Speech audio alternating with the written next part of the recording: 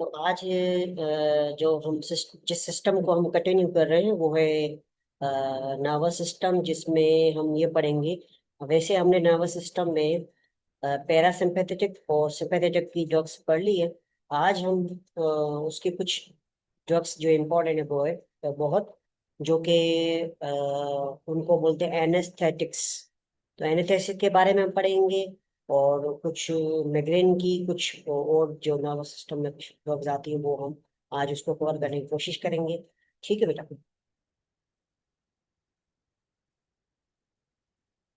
तो सबसे पहले एनेस्थेटिक्स ड्रग्स। सबसे पहले हमें ये समझना एनेस्थेटिक्स होती क्या है।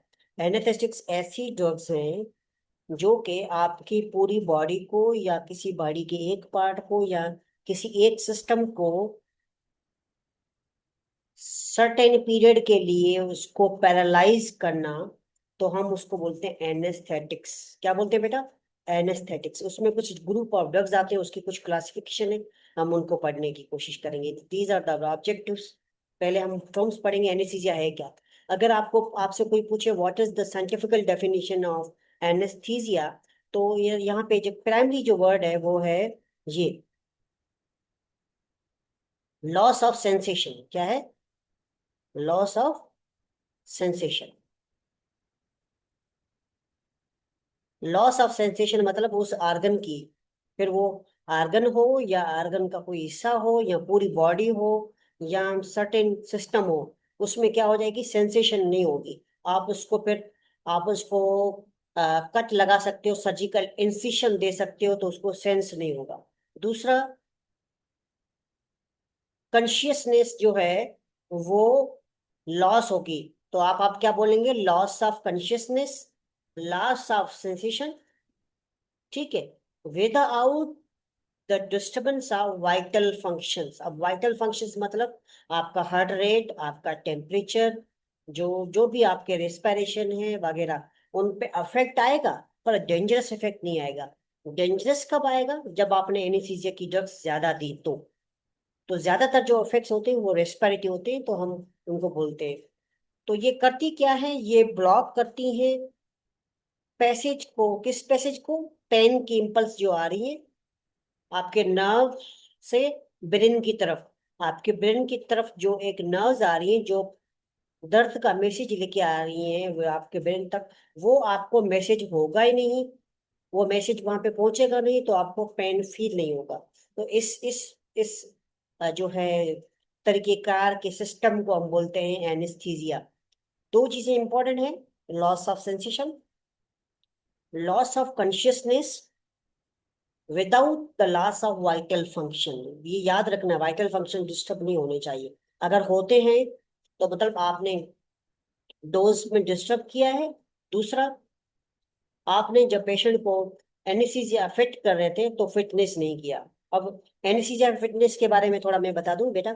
जब भी कोई ऑपरेट होता है उससे पहले उस पेशेंट की दो फिटनेस होती है स्पेशली। ठीक है।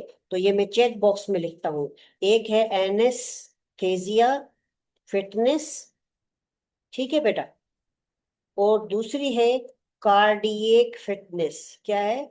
कार्डियक फिटनेस ये होती है।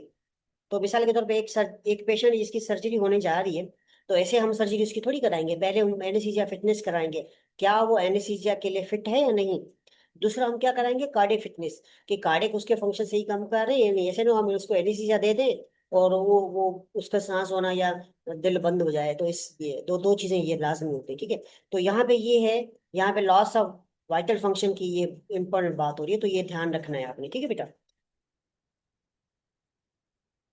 तो ये एनेस्थीसिया की है। इसमें एक ये पीछे जो मशीन आ रही है ये एनेस्थीसिया वाली मशीन है। ये लाइटिंग होती है जो एनेस्थीसिया वाले जहाँ पे बैठ के करते हैं, बाकी ये सर्जन है जो इंसिशन देते हैं। अब एनेस्थीसिया जो देते हैं उस वक्त बंदा पैरालाइज होता है। पैरालाइज का मतलब कि वो ये इसके जो ये मसल्स काम नहीं करेंगे, तो हम क्या करेंगे? उसको इंट्यूबेट करेंगे। क्या करेंगे बेटा? इंट्यूबेट। इंट्यूबेट माना हम उसको ईटीटी पास करेंगे। क्या करेंगे? ईटीटी पास करेंगे। क्या करेंगे? ईटीटी। अब ईटीटी पास करने के बाद हम क्या लगाएंगे? वेंटिलेटर लगाएंगे। क्या लगाएंगे बेटा? वेंटिलेटर। अगर आपने जनरल एनेस्थीसिया किया है तो वेंटिलेटर लगाएंगे और ईटीटी पास करेंगे ताकि वो उस पे सांस ले, क्योंकि जब उसका रेस्पिरेटरी सिस्टम हमने बंद कर दिया है तो फिर सांस कहाँ से लेगा बेचारा। तो इस वजह से यहाँ पे देखो ये लगा हुआ है, तो इसको ये वेंटिलेटर, आगे ये वेंटिलेटर मशीन होती है इसके साथ, ठीक है, वो अटैच करते हैं। ये ऑक्सीजन फ्लो मीटर आपको नजर आ रहा है, ठीक है। तो इस तरह से ये सिस्टम होता है वहां पे, इमरजेंसी ये ओटी में।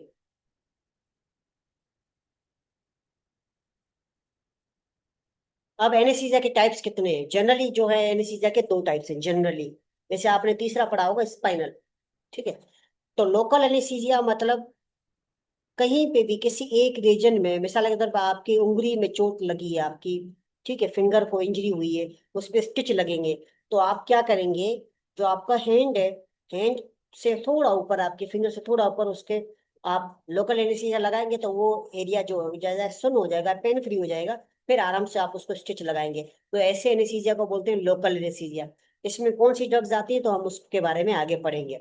फिर है जनरल एनेस्थीसिया। जनरल एनेस्थीसिया मतलब आपकी पूरी बॉडी, इंटायर बॉडी वो क्या हो जाएगी, पेन फ्री हो जाएगी। फिर आप कुछ भी करो, कहीं भी कट लगाओ, इंसिशन लगाओ वगैरह, ठीक है बेटा। तो ये आपने समझने की जरूरी है बात। लिडोकेन आती है, सही है, लिडोकेन 2% आती है, ठीक है बेटा। लिडोकेन 2% भी आती है, इसमें एक और आती है लिडोकेन विद एड्रेनालिन, ठीक है बेटा। रीजनल भी होता है, रीजनल भी होता है, रीजनल भी स्मेल क्या उसमें आता है, जो जनरल में आ जाते हैं। तो अगर हम इसकी बात करें, इसकी टाइप्स हैं मजीद, आपके बुक्स में अलग अलग हैं। तो पहले पहले हम पढ़ते हैं लोकल एनेस्थीसिया। लोकल एनेस्थीसिया ये टाइप्स हैं जो आप कह रही हैं, ठीक है। तो पहले पहले होता है टॉपिकल एनेस्थीसिया। टॉपिकल एनेस्थीसिया मतलब आपने, जैसे अब टॉपिकल यानी कि आप लगाते हैं जाइलोकेन जेल। जाइलोकेन जेल आप लगाते, जाइलोकेन जेल, जाइलोकेन जो जेल लगाते हैं आप, ठीक है बेटा। जैलोकेन जेल कब लगाते हैं, जब आप ईटीटी ओ सॉरी पास करते हैं। क्या पास करते हैं, जैलोकेन जेल कब, जब आप कैथेटर लगाते हैं, शाबाश। कैथेटर लगाते हैं, एनजी लगाते हैं, तब ये लगाते हैं, शाबाश। तब जाइलोकेन जेल, तो वो एरिया सुन हो जाता है ताकि तकलीफ ना हो, तो उसको बोलते हैं टॉपिकल एनेस्थीसिया, मतलब टॉप पे लगता है, अंदर उसका काम नहीं होता, ठीक है बेटा। दूसरा है लोकल इन्फिटेशन एरिया में। यहाँ पे ये इसके तो आपको पता है, जब टॉपिकल हो मतलब क्रीम सॉल्यूशन की बात है, जेल की बात होती है, ठीक है। तो ये हो गया। फिर लोकल इन्फिल्ट्रेशन मतलब एक जगह पे किसी एक चीज पे, मिसाल तौर सुमाल एरिया में, जैसे मिसाल के तौर पे आपने किसी जगह की बायोप्सी लेनी है या कहीं पे स्टिच लगाने हैं, तो लोकल इन्फिल्ट्रेशन, लोकल मतलब एक ही किसी हाथ पे, किसी एक जगह पे छोटा सा जख्म है, वहां पे जब आप सिरिंज के जरिए एनेस्थीसिया देंगे तो उसको बोलेंगे लोकल इन्फिल्ट्रेशन एनेस्थीसिया, ठीक है। तो आपको समझ में आ रहा है, पहला टॉपिकल, दूसरा लोकल इन्फिल्ट्रेशन, तीसरा क्या है, रीजनल एनेस्थीसिया। रीजनल मतलब आपकी पूरी जो है कह सकते हैं कि आप पूरी लेग है, पूरी लेग को आपने कोई सर्जरी करनी है, या उसमें आपने प्लास्टर लगाना है, या उस पे आपने कुछ और करना है, या उसको आपने वो करना है, रिड्यूस करना है। रिड्यूस रिडक्शन आपने पढ़ा होगा, रिड्यूस रिडक्शन ऑर्थोपेडिक में आपने पढ़ा होगा, ठीक है। रिड्यूस करते हैं तो फिर हम उसको टांग को बिल्कुल खींचते हैं ताकि वो दोनों जगह मिल जाए। तो रिड्यूस करने वक्त हम ये लगा सकते हैं, उसको एनेस्थीसिया भी लगा सकते हैं, या तो फिर अगर कोई पूरी लेग में काफी ज्यादा इंजरी है तो उसको हम ठीक करने के लिए ज्यादा स्टिच है, तो हम उसको रीजनल एनेस्थीसिया दे सकते हैं, ठीक है बेटा। दूसरा, रीजनल एनेस्थीसिया में आपने ये पढ़ा होगा, जो स्पाइनल का पार्ट है उसमें भी आपने ये पढ़ा होगा, ठीक है बेटा। तो ये आपने तीन टाइप्स पढ़ लिए लोकल के, जो है टॉपिकल, लोकल और रीजनल। इसमें मेरा ख्याल है कि आपका सवाल नहीं होगा, सवाल है तो आप चेक बॉक्स में बता सकते हैं, ठीक है। अब यहाँ पे आ जाता है कि रीजनल को मजीद दो हिस्सों में डिवाइड किया गया है, वो है एक है स्पाइनल एनेस्थीसिया, ठीक है बेटा। स्पाइनल एनेस्थीसिया मतलब आपको जो है लोकल एनेस्थीसिया तो देंगे, पर जो आपका मिसाल के तौर पर लोअर एब्डोमेन है, या आपकी पेरिनेम कैविटी में अगर आप सीजर है, या ऐसा कोई छोटा मोटा प्रोसीजर है, तो उसमें हम ये लोग स्पाइनल एनेस्थीसिया जाते हैं, जिसमें आपकी लोअर एक्सट्रीमिटीज और जो लोअर एब्डोमेन होता है, जैसे स्पेशली पेरिनेम एरिया, वो क्या हो जाता है, ब्लॉक हो जाता है, ठीक है। इस और लगाते कहाँ है, आपके स्पाइनल रीजन में, ये आपको नजर आ रही है, ठीक है, ये यहाँ पे लगाते हैं, ये वाली सिरिंज आपको नजर आ रही है। इस नीडल को बोलते हैं स्पाइनल नीडल। और ये जो स्पेस किस में लगा रहे हैं देखें, कौन सा रीजन है, ये सर्वएक्नोइड जो स्पेस है उसमें लगाते हैं, ठीक है। तो ये, अब दूसरा है कंडक्शन ब्लॉक। कंडक्शन का ब्लॉक का मतलब ये है कि आपने किसी भी जो है ब्रेकियल प्लक्सस को, या जो है एपिड्यूरा को ब्लॉक करना होता है, तो उसको कंडक्शन ब्लॉक। कंडक्शन ब्लॉक का मतलब जिस एरिया, जिस आर्गन को आपने नर्व सप्लाई फिलहाल बंद जो करनी है, ठीक है, तो फिर तो उस जगह पे आप ये लगाएंगे इंजेक्शन, तो वो जो रीजन होगा, वो एरिया होगा, वो पूरा ब्लॉक हो जाएगा। तो उस पूरे ब्लॉक को हम बोलेंगे कंडक्शन ब्लॉक है। ये भी रीजन, पूरा रीजन कराएगा। तो आपसे अगर कोई पूछे स्पाइनल एनेस्थीसिया किस रीजन में लगाते हैं, L3 और L4 के, L3 और L4 के बीच में देख लें आप, ठीक है। ये पिक्चर आपको अगर नजर आ रही है, ठीक है बेटा। ये जनरल ये जनरल एनेस्थीसिया के टाइप्स हैं। जनरल एनेस्थीसिया जो आपको काम करेगी, उसमें क्या क्या होगा, जो आपको इनहेलेशन जो है, और जो है सीएनएस जो होगा डिप्रेस हो जाएगा, और लॉस ऑफ कॉन्शियसनेस हो जाएगा। रीजनल में क्या हो सकता है, ये इंजेक्शन हम सब रेटिनॉइड पे लगाते हैं स्पाइनल कार्ड के लिए स्पेशल लेवल पे, और जो है सेकंड जो है लंबर वर्टिब्रा के नीचे, ठीक है। कंडक्शन ब्लॉक जो है आप स्पाइनल के नियर लगाते हैं, नियर जो है उसमें जो है, ताकि वो जो पूरा जो सिस्टम बंद हो जाए, ठीक है बेटा। तो ये आप कंडक्शन ब्लॉक की ये देख ले कहाँ लगा रहे हैं, स्पाइनल कहाँ लगा रहे हैं, ये रीजन देख ले, ठीक है। जनरल एनेस्थीसिया पूरा ब्लॉक करेगा। और लोकल में मिसाल पर आपको एक मिसाल के तौर आपने पाँव पे या कहीं सर्जरी कोई लगा है कुछ, तो आप इसमें लगा दें। तो इस तरह से मैकेनिज्म काम करता है, ठीक है। हाथ पे अगर आप लगाएंगे तो इधर लगाएंगे। तो एक हाथ पे मैं रीजन बताता हूँ, ये वाला रीजन, ये देखो निशान आपको ये, अगर आप इस पे इंजेक्शन लगाएंगे तो ये पूरा हाथ ब्लॉक हो जाएगा, ये रीजन पूरा ब्लॉक हो जाएगा। तो इसको बोलते हैं डिजिटल ब्लॉक। आप इसमें टर्म मैं लिख देता हूँ, ये इसको मजीद पढ़ लेना, ये यहाँ पे इसमें नहीं है। डिजिटल ब्लॉक ये हमने खुद किया था ट्रॉमा सेंटर कराची में। डिजिटल ब्लॉक इसको पढ़ लेना आप, डिजिटल ब्लॉक क्या होता है, ठीक है बेटा।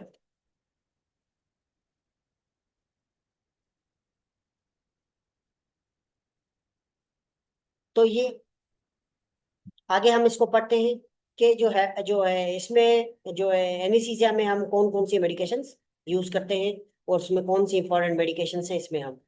तो सबसे पहले जब एनेस्थीसिया देंगे, तो आपने काफी चीजें ध्यान रखनी है। मैंने कहा था ये, अगर आपने एनेस्थीसिया में ध्यान नहीं रखा तो कुछ भी हो सकता है। तो ये जिम्मेदारी आपकी भी है, और एनेस्थीसिया वाले की तो है, आपकी भी उतनी ही जिम्मेदारी है। तो सबसे पहले आप उनको बताएंगे कि आपको एनेस्थेटिक्स ड्रग्स लगाई जाएंगी, उनको समझाएंगे। आपको कुछ देर के लिए या कुछ जितनी सर्जरी उससे जितनी नींद आएगी, पेशेंट की आपने एलर्जी चेक करनी, ये आपका काम है।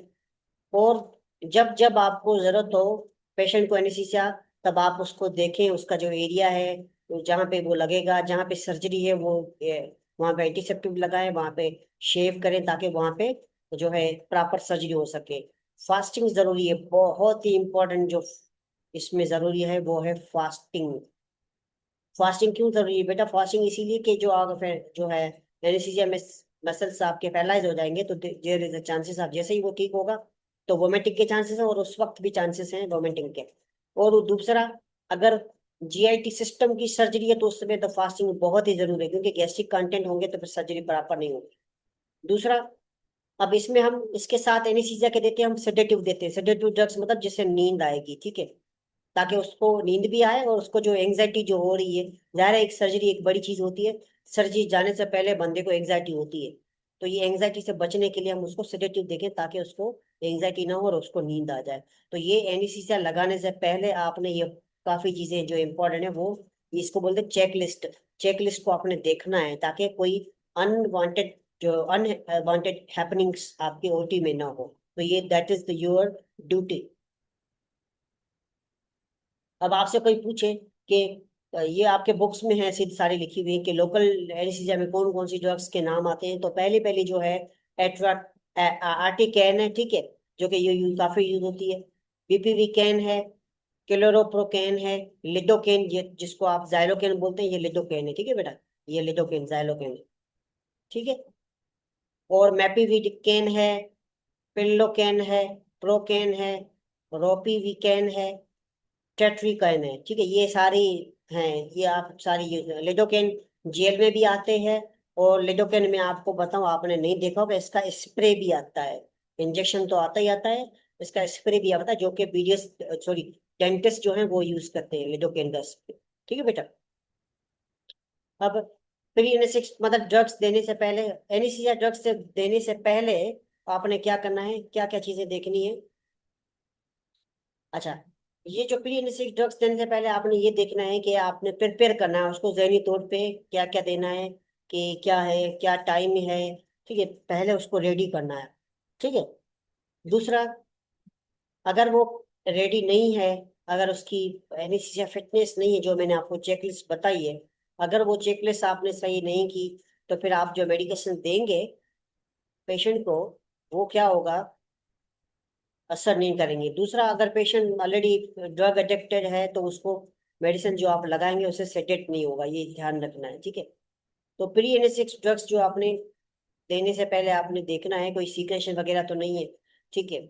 अगर सीक्रेशन हैं तो फिर आपने देखना है कि सीक्रेशन उसकी क्लियर हो, उसकी जीआईटी वगैरह क्लियर हो, रेस्पिरेटरी क्लियर हो, ताकि जब सर्जरी हो या कोई भी एनेस्थीसिया हो, ताकि और प्रॉपर सर्जरी हो सके, उस एरिया क्लीन होगा तो नर्सिंग अलर्ट ये बहुत जरूरी है, चेकलिस्ट आपने फॉलो करनी है, that is the duty of you.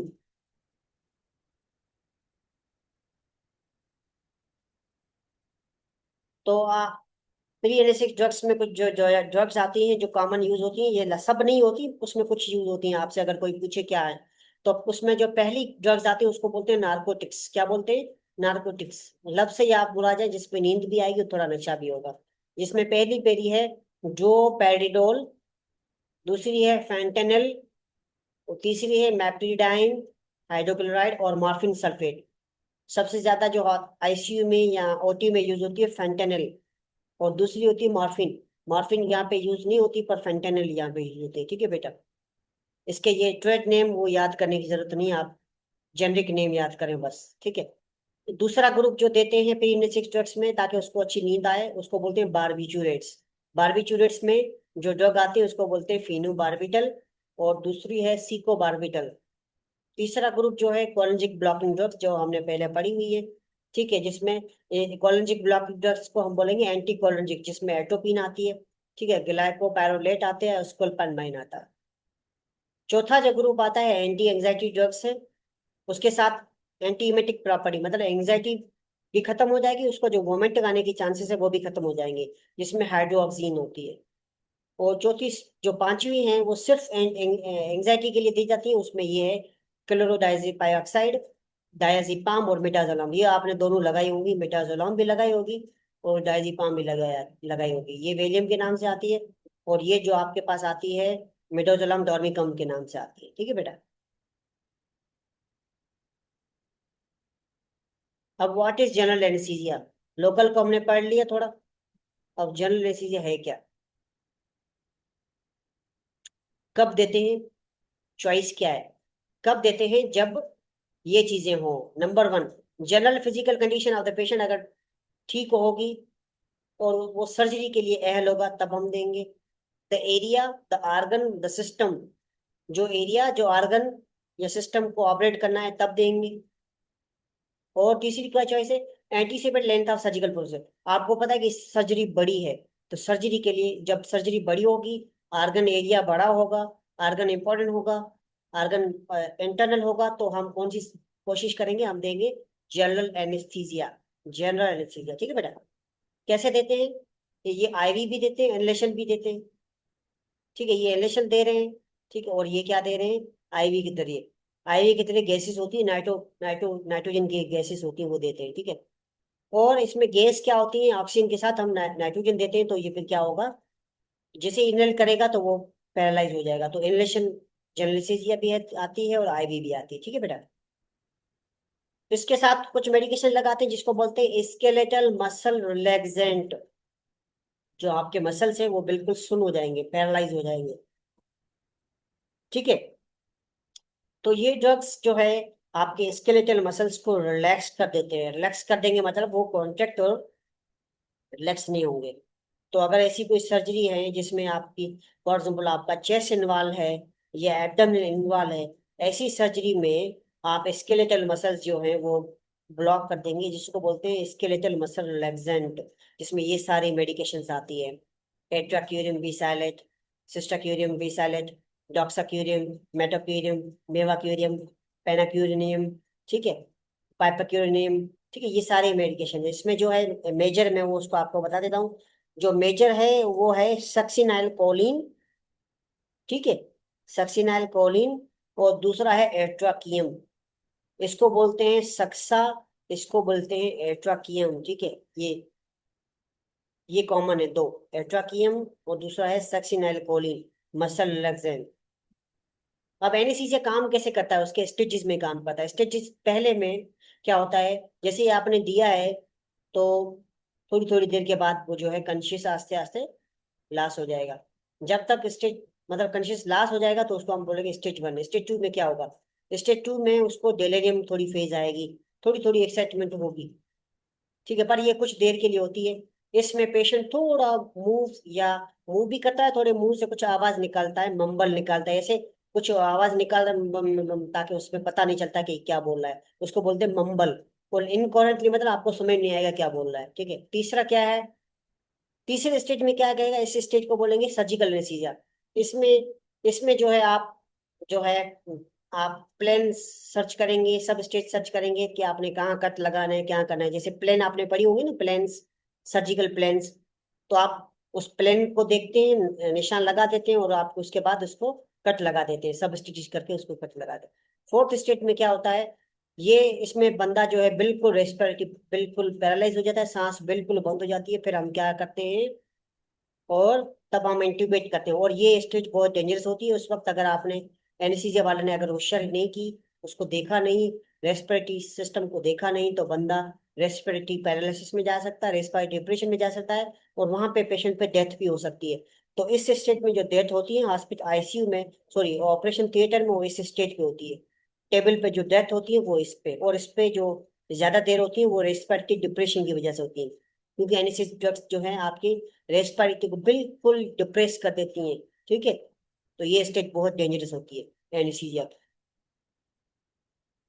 अब आपका क्या काम है, आपने मेडिकेशन तो पढ़ ली, वो आपके में लगाना काम नहीं, पर आपको पता होना चाहिए आपका जो मेजर काम है नर्सिंग रेस्पॉन्सिबिलिटीज।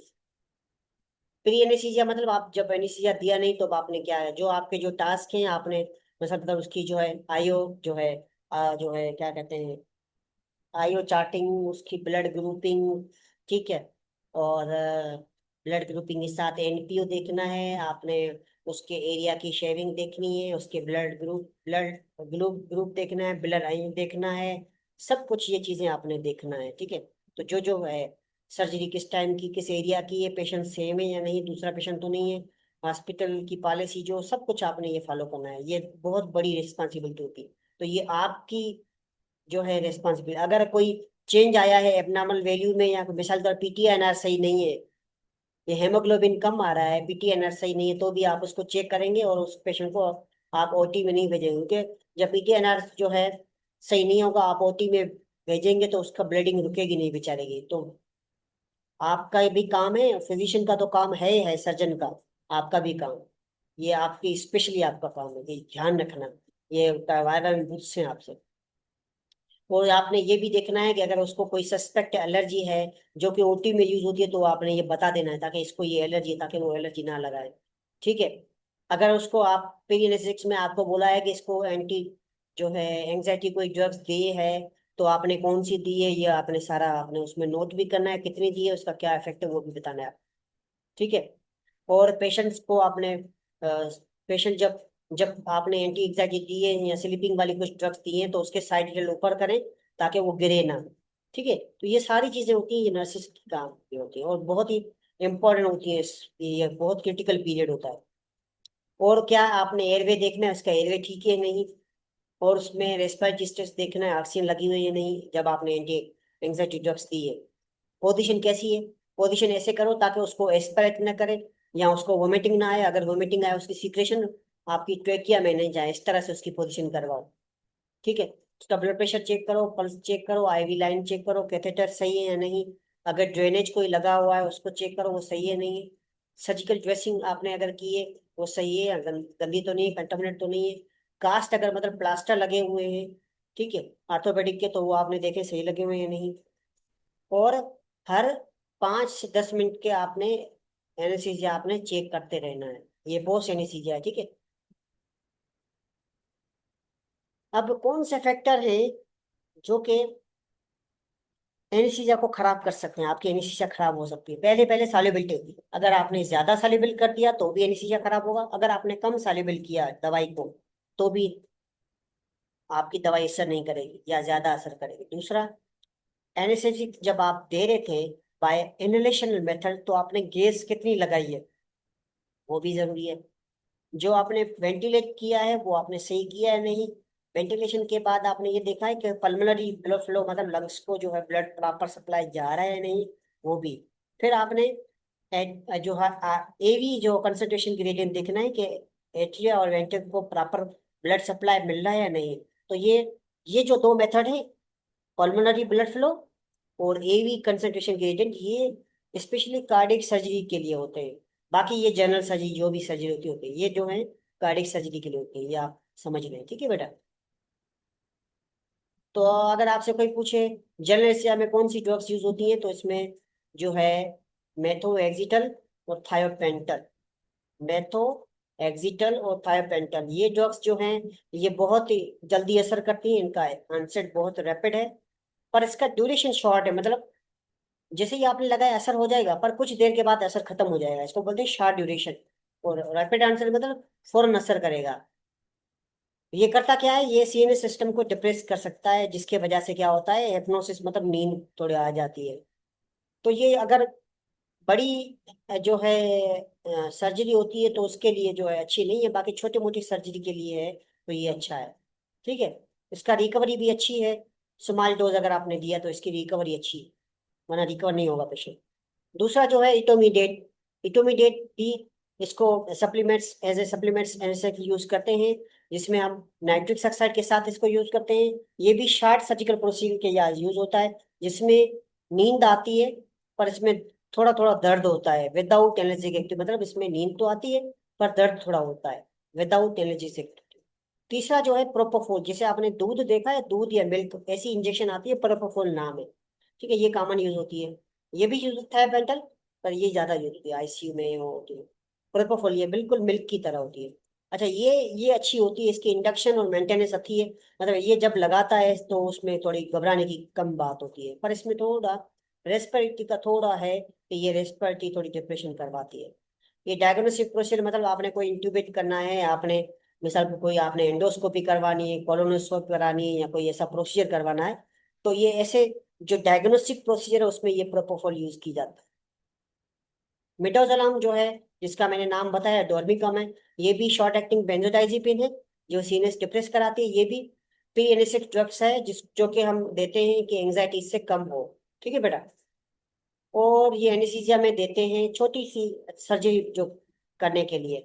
उसके बाद है सीवोफ्लोरिन, ये एक गैस है जो कि एनाल्जेसिक के लिए यूज होती है, ठीक है। ये जनरल से एनेस्थीसिया के जाते हैं, बच्चों में भी देते हैं इसको और अडल्ट में भी देते हैं। दूस तीसरी जो है वो साइक्लोप्रोपेन है, ये भी गैस है, प्रोपेन वाली जो गैस है, इसका रैपिड एक्शन होता है। इसकी इंडक्शन जो मेंटेनेंस एनेस्थीसिया की अच्छी है, तो स्केलेटल मसल के साथ इसको भी देते हैं। दूसरी जो आपने गैस पढ़ी होगी इथाइलिन, आपने केमिस्ट्री में पढ़ी होगी इथाइलिन, ये भी गैस है, इसको भी हम सर्जरी में यूज करते हैं। क्यों, इसके भी जो एनेस्थेसिस इफेक्ट्स अच्छे हैं। ये इसका बाकी इफेक्ट्स अच्छे हैं, पर ये मसल रिलैक्सेशन के साथ इसकी जो प्रॉपर्टीज अच्छी नहीं है। इसके बाद और भी हैं हमारे पास, रेमीफेंटेनिल जो है हाइड्रोक्लोराइड्स, ये यूज की जाती है पेशेंट में, पर अगर उसको हाइपर सेंसिटिविटी है फेंटेनिल के साथ तो ख्याल से यूज करना, क्योंकि उसका डेरिवेटिव है ये। और हेलोथेन भी गैस है, ये एक किस्म का वोलाटाइल लिक्विड है, जैसे ही आप मतलब लिक्विड देंगे तो ये उड़ जाता है, तो ये ध्यान से देना पड़ता है। तो यहाँ तक आज हमने पढ़ा है एनेस्थीसिया। एनेस्थीसिया अगले अगले जो है जो स्लाइड है उसमें हम कुछ और ड्रग्स पढ़ेंगे। यहाँ तक अगर आपका कोई सवाल है तो आप पूछ सकते हैं कहीं से भी, ठीक है बेटा। मैं जो है आपको फ्लोर ओपन करता हूँ।